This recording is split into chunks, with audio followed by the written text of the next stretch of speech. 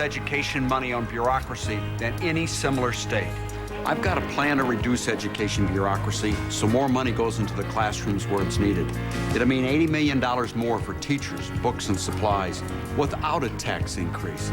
It's just common sense, don't you think? Ted Kalingoski for governor. The experience to get things done, the common sense to do them right. Thanks a lot for watching tonight. Have a great day tomorrow.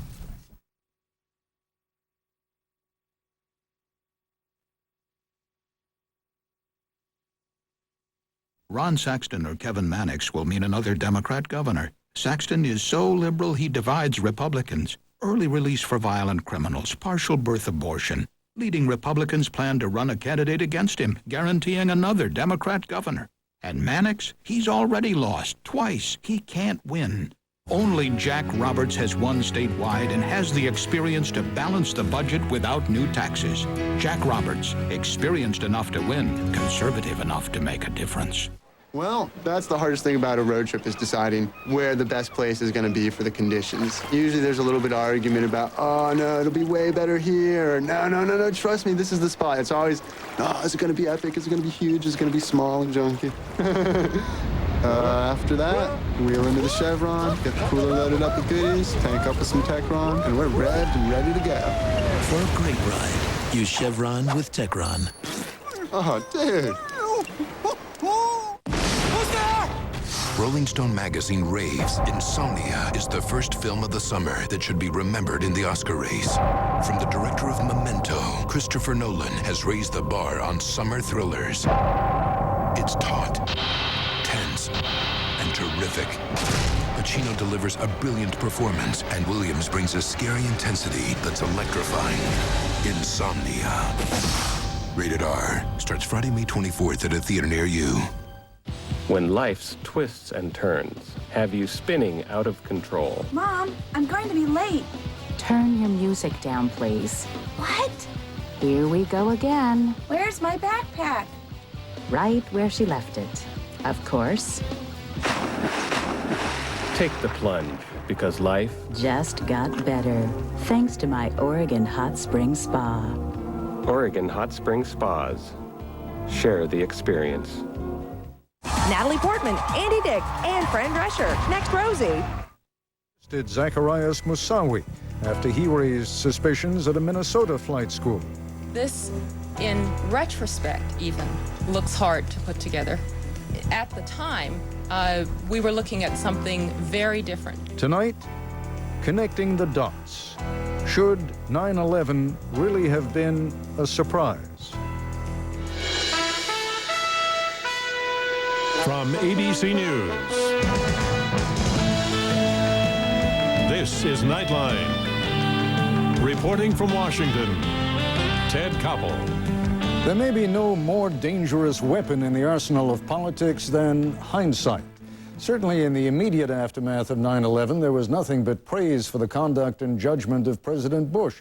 Oh, there was a minor flap about whether the president returned to Washington as quickly as he should have, and a little bit of confusion over why he didn't, but fundamentally, he got high marks all around.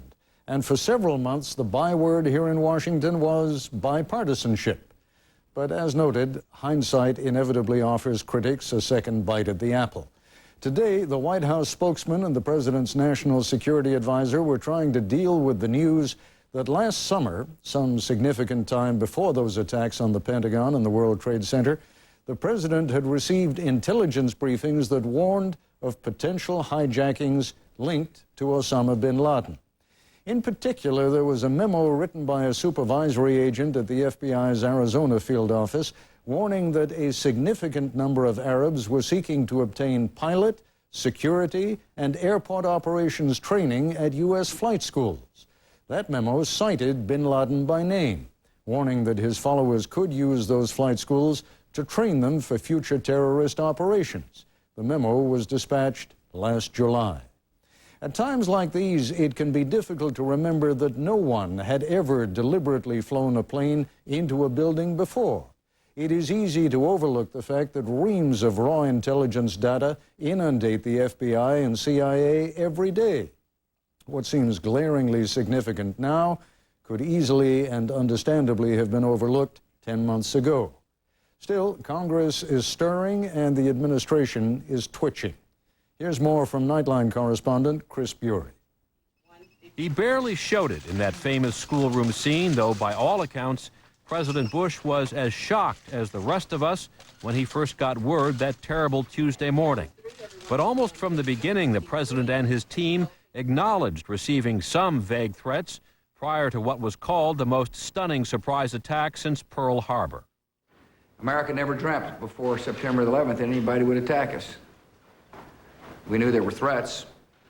During the summer, there had been some threats to overseas assets that we responded to. You know, there had been information coming in that a big operation was planned, but that's sort of a trend that you see all the time in these kinds of reports. But we did no specific threat. No specific threat involving really a domestic operation or involving what happened, obviously, the city's airliner and so forth. We did go on alert with our overseas forces a number of times during the course of the summer when we thought the threat level had risen significantly. So clearly we were surprised. That information. But today, the White House spokesman faced pointed questions about new reports that the threats were somewhat more specific than the president and vice president have let on. Who gave them the briefing? And the threats, just for clarification, were related to Al-Qaeda and Osama bin Laden, right? Why didn't he level with the American people about what he knew?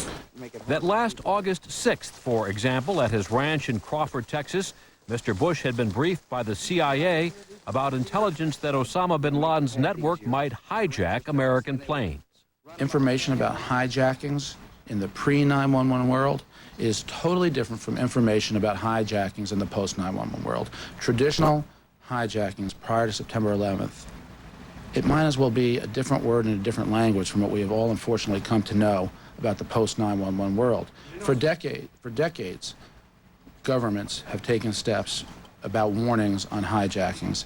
Never did we imagine what would take place on September 11th, where people used those airplanes as missiles and as weapons. There was no time, there was no place, there was no method of attack. Today, the president's national security advisor insisted the threats were so vague, making them public would have been counterproductive. That you would have risked shutting down the American civil aviation system with such generalized information. I think you would have had to think 5, 6, 7 times about that very, very hard. Such threats were not necessarily new.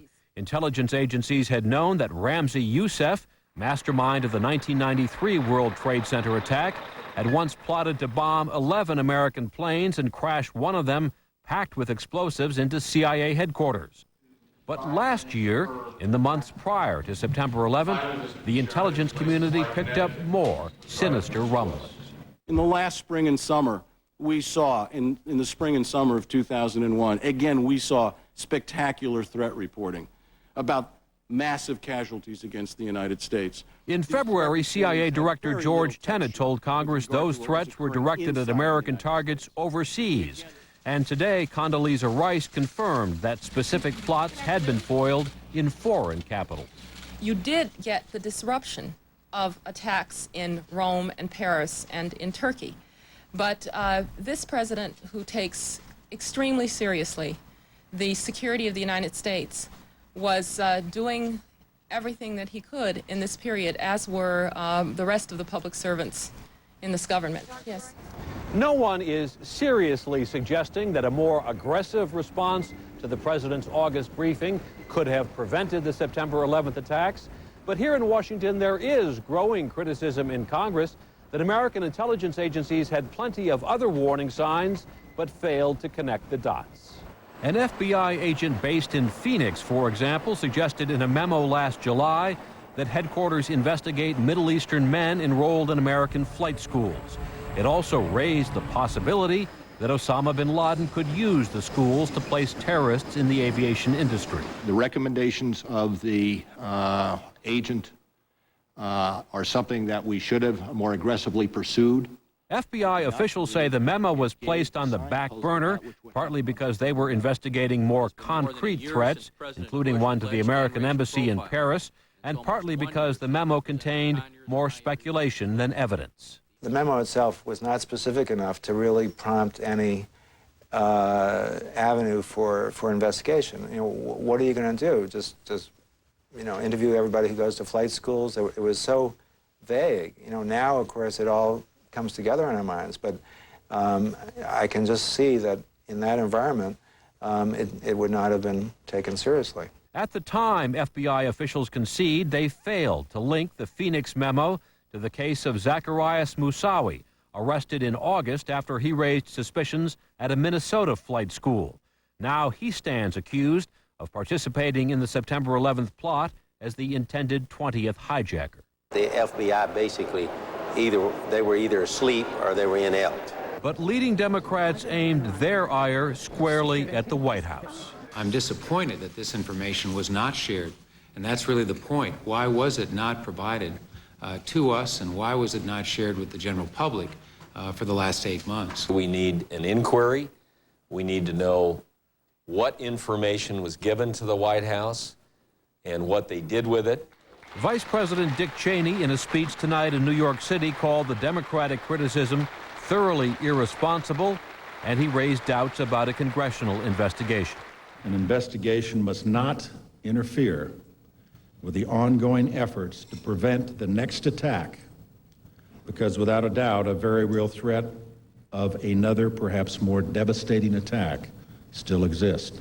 For all the criticism coming out of Congress today, it's worth noting that senior members of the intelligence committees received briefings similar to the one the CIA gave President Bush last August, and no one here can remember any of them sounding the kind of alarm that might have foreshadowed or prevented what happened on September 11th. This is Chris Bury for Nightline in Washington. An intelligence failure or an impossible task of connecting the dots? That conversation when we come back. This is ABC News Nightline, brought to you by Mitsubishi Motors. It's been 1 week since you looked at me, 'cause you heard the designers I'm angry. 5 days since you laughed at me, saying that together, come back and see me. Yesterday, you've forgiven me, but it'll still be 2 days till I say I'm sorry. Like vanilla, it's the finest of the flavors. And to see the showcase and you know the Virgo is at my door, and it's a banger, it's your life to sign a waiver. I have a tendency to wear my mind on my sleeve. It's been 1 week since you looked at me, dropped your eyes to the sides and said I'm sorry. Brown loves the chase. Brown tells me exactly when our customers receive their shipments. Brown tracks down the names, and that lets me bill faster. Brown helps me shake the money tree. Brown makes my job kind of fun, in a dead serious sort of way. Get paid faster. What can Brown do for you? Friday, Bryant Gumbel. You have said about yourself, I am a cocky SOB. He's saying goodbye to network TV, and Friday he's only talking to Barbara Walters on 2020. Ron Saxton or Kevin Mannix will mean another Democrat governor. Saxton is so liberal he divides Republicans. Early release for violent criminals, partial birth abortion. Leading Republicans plan to run a candidate against him, guaranteeing another Democrat governor. And Mannix, he's already lost twice. He can't win. Only Jack Roberts has won statewide and has the experience to balance the budget without new taxes. Jack Roberts, experienced enough to win, conservative enough to make a difference.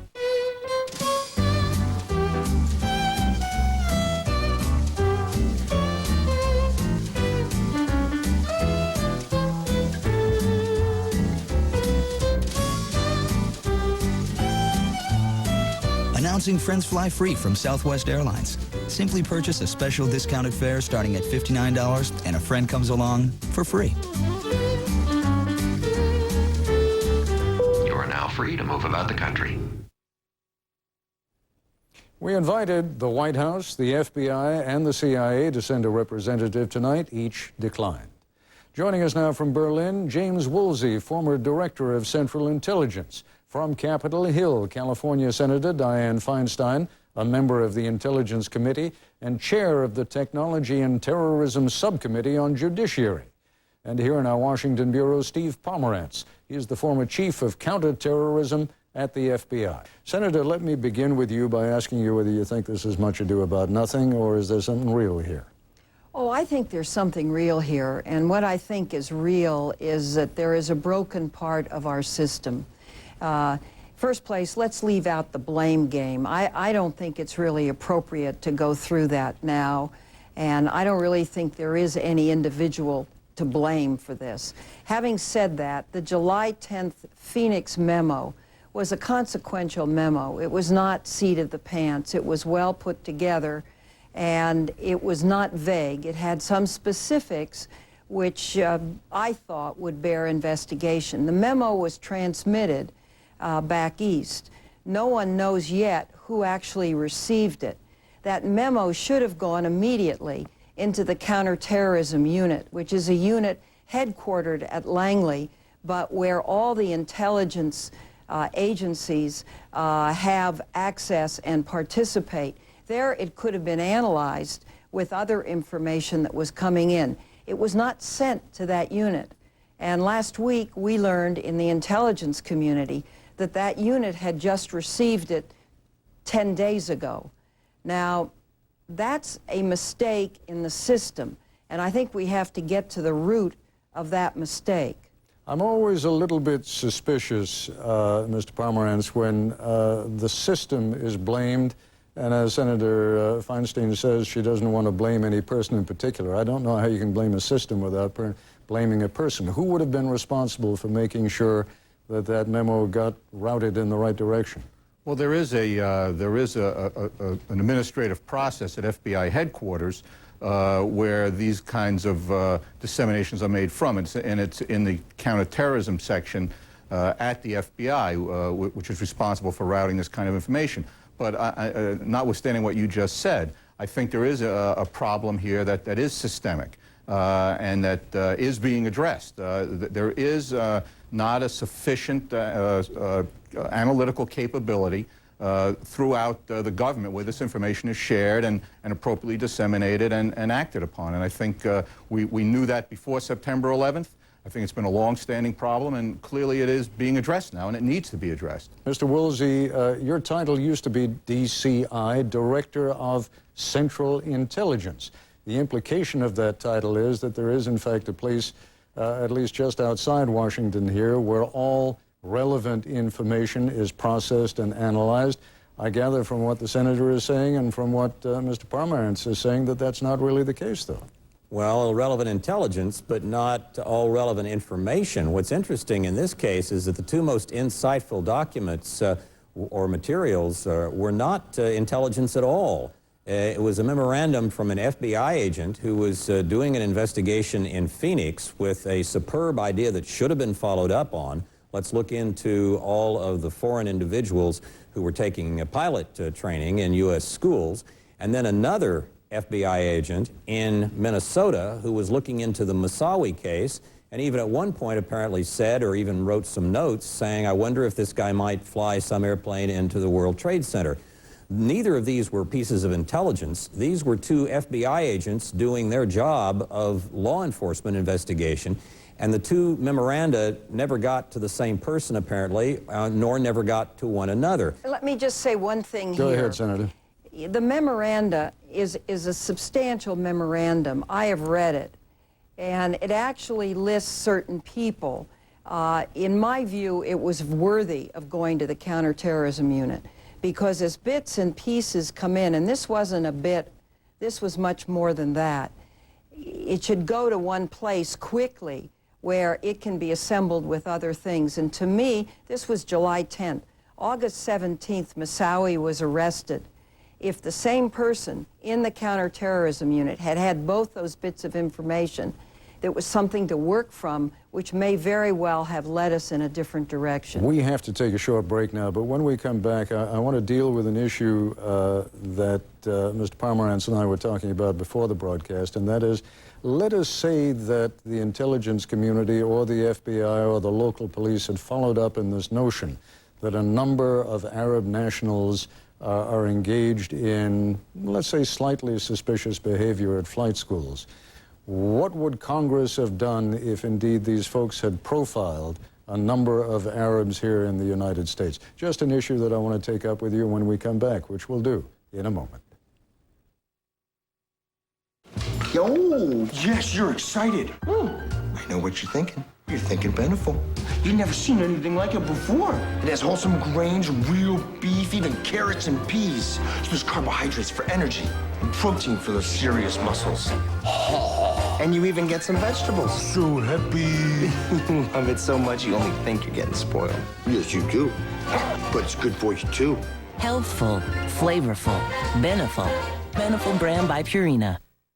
For one day only, starting at 9 a.m., it's the Sears Super Saturday Sale. All tractors and mowers are on sale. Plus, get 50% off select items store-wide. This Saturday only, find the brands, the choices, and incredible store-wide savings. Sears, where else? Hey! What is ING? They're a financial services company! I didn't hear you. What'd you say? They're a financial services company! One more time. They're a financial services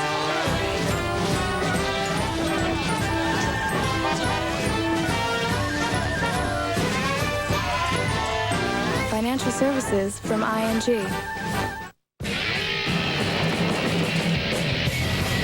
Hey, want to switch? Sure. Introducing the all-new Chevy Avalanche. The only vehicle that switches from an SUV to a pickup. Good idea. Chevy Avalanche, Motor Trend's 2002 Truck of the Year. Avalanche, like a rock. I am so sick of guys just staring at my teeth. I'm more than just beautiful teeth. Get great teeth with Braun Oral-B Battery Brush. Its unique 3-bristle system cleans and polishes for healthy, beautiful teeth. Nice teeth. Braun Oral-B, better bristles, beautiful teeth. Coming up, Kathy Griffin, Annabeth Gish, and musician David Draymond on Blaming the President. Don't start with Monica! Do not even start with Monica! Politically Incorrect with Bill Maher. I'm Jim Hill, and right now we have a numbers problem in Oregon. Because of the economy, our public schools are facing severe budget cuts.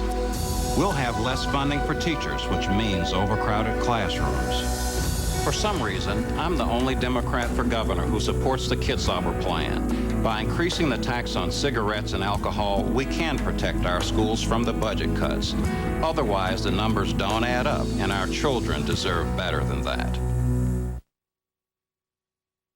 And we're back with former CIA Director James Woolsey, Senator Dianne Feinstein, and former FBI counterterrorism chief Steve Pomerantz. Senator, let me come to you. So you get word from one of your Arab American constituents that the FBI is engaged in some major league profiling here. They have pulled the names of all kinds of Arabs who are engaged in the perfectly harmless pursuit of trying to get a pilot's license or in some other way engaged in learning about airport procedure. What would you have done? Well, in the first place, that's a hypothetical question, and I'm not going to answer it. I am going to say this, that the people listed in the memo were specific. And what would have happened if it got to the Counterterrorism Center was some traces would have been run, and perhaps we would have learned something about those individuals. Congress would not have known. At that stage, that memo most likely would not have come to our attention. In my view, it should have come to the attention of the head of the Counterterrorist Center, to the head of the FBI. It should have come to the attention of the President of the United States. But if it doesn't get to the first base for analysis, none of the other things are going to happen. Mr. Woolsey, are we handicapped by the fact that under American law, the CIA can only deal with what's happening overseas? The FBI has to deal with what's happening here in the United States. And traditionally, those two agencies have not done a particularly good job of sharing information? Well, they've done a good job on some things and not on others, but there is a problem here. The terrorists did a lot of their planning for September 11th in two countries, the United States and Germany, where the CIA doesn't spy and where the law enforcement entities, the FBI and in Germany, the Organization for the Protection of the Constitution, are not domestic intelligence agencies that can just look at any foreigner coming into the country. They're law enforcement agencies that investigate crimes or potential crimes. And these terrorists very carefully didn't get involved in anything illegal except for their terrorist planning, and they did their planning largely apparently in the U.S. and in Germany. And so in a way, they kind of hit the seam between defenders, the way a good quarterback does in the NFL. If they'd done this planning in Beirut, the CIA might have had some kind of chance of finding out what was going on. But the CIA is not going to find out something that's going on in Germany and the United States. I mean, technologically, Mr. Pomerantz, we've had the capacity now using computers. I mean, people use this kind of technology every day, where they punch in a bunch of keywords and see what comes up in terms of relationships. NSA has had that for many, many more years. Isn't that done routinely, and should not all these different chunks of information somehow have come together on someone's screen? You know, Ted, before you can crunch that information in that way, you have to have it. And I think Director Woolsey made a very good point. The collection of domestic intelligence information, the responsibility of the FBI, is by its very nature one of the most difficult things to do in a free and open and democratic society. And the rules have, in my view, have fundamentally changed from pre-9/11 to post-9/11. If you look at the history of the FBI, almost all of its troubles, almost all of its serious missteps have occurred in collecting domestic intelligence information, which by its very definition is the collection of information about people who have yet to commit crimes. And again, I offer up the example that it is not illegal to attend flight training. And many of these other activities that we talk about now, monitoring and investigating, were in a totally different, viewed totally differently before 9/11. So you have to have the information before you can crunch it. It's clear that we are now playing catch-up to a great extent in trying to figure out who's here in the United States, how they got here, and what they're doing. And for years and years, I would suggest that this kind of investigative activity languished, and for a whole variety of reasons. Let me just get one final thought from each of you. Do you believe, Senator, that this is going to go anywhere in Congress, that there is a real investigation that is called for here? Yes, I know there's a real investigation, and the Intelligence Committee that has access to classified data is conducting that examination, and part of it will be in open session and part of it will be in closed session based on the intelligence needs of our country. And I think that's a proper way to go, and it will be a forceful investigation. Mr. Woolsey, do you think that's called for? It's definitely called for. The intelligence communities, I'm sure, committees will do an excellent job on the intelligence community. I think first priority ought to be for Mr. Mueller to find those two FBI agents who had the hunches, one in Minnesota and one in Phoenix, and give them a commendation or promote them. Those are the kinds of people you want looking into these matters. Mr. Pomerantz, your closing thought. There are lots of people, there's lots of blame to go around. We were unprepared for the kind of terrorist incident that we faced on September 11th. It stems from our political leadership, certainly the intelligence and law enforcement agencies, and the private sector, which has done very little to meet their responsibilities in the counterterrorism area, in my view. Let me thank you all, Mr. Pomerantz, Mr. Woolsey, Senator Feinstein. I very much appreciate your joining us. Thank you very much. I'll be back in a moment with word about our Friday night special. To receive a daily email about each evening's Nightline and a preview of special broadcasts, log on to the Nightline page at abcnews.com.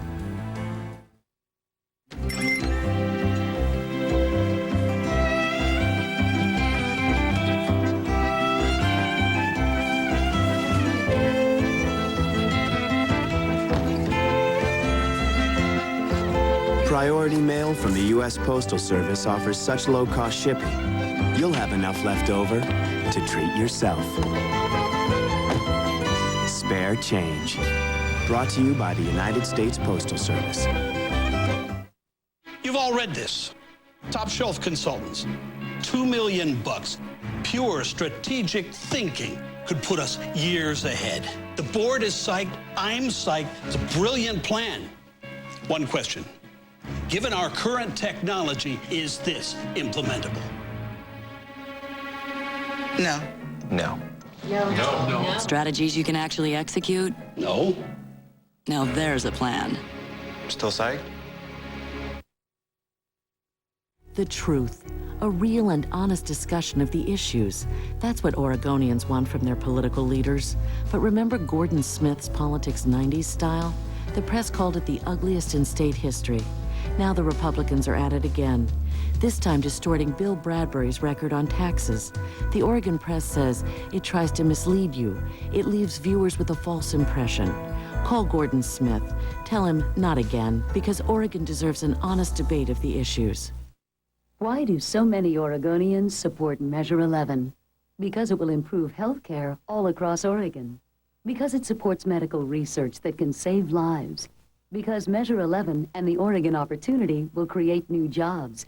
And because it saves millions in interest charges, and that's $35 million more for medical research at OHSU. This is an opportunity to say yes to something good for Oregon. Please vote yes on Measure 11. Hey, Jack, this is just like squeezing taxpayers. Like when you squeezed them for higher income taxes. I remember your sales tax and gas tax. Need tax dollars? Just squeeze. Like the billions to pay for the state retirement system. Just squeeze taxpayers. And protect our pensions. Had enough. Newspapers endorse Ron Saxton. Voters who were tired of politicians, Saxton's their man. Fiscal conservative, pro-business, pro-farmer. He'll reduce the size of government, kickstart the economy. Ron Saxton, a businessman ready to work for Oregon.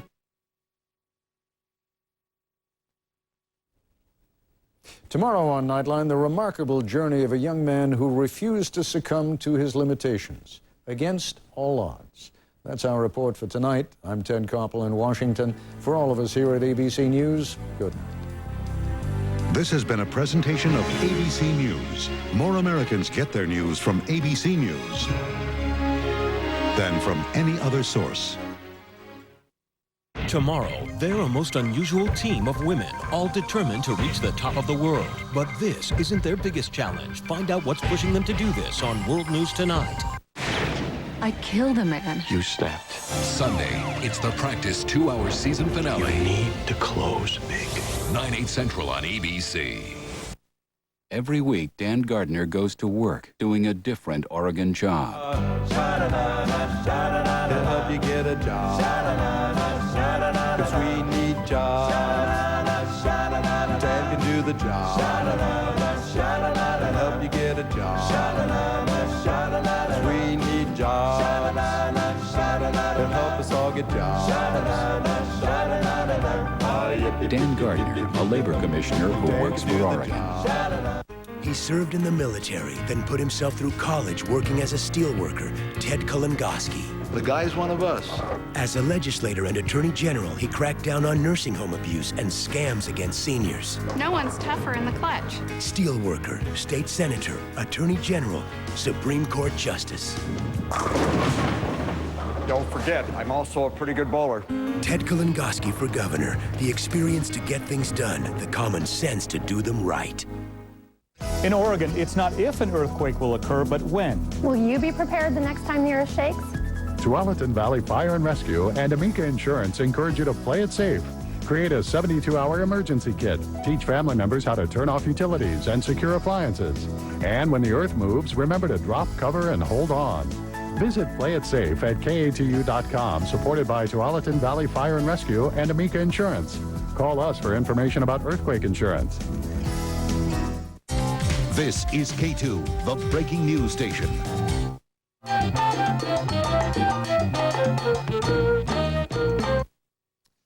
Good evening. Welcome to Politically Incorrect. Here is on our show tonight, Annabeth Gish, The X-Files, 9 seasons come to an end. Hey, 9 seasons here are coming to an end. 9 innings. We should have dinner. The 2-hour season finale this Sunday at 8 on Fox, of course. James Hurston, we've been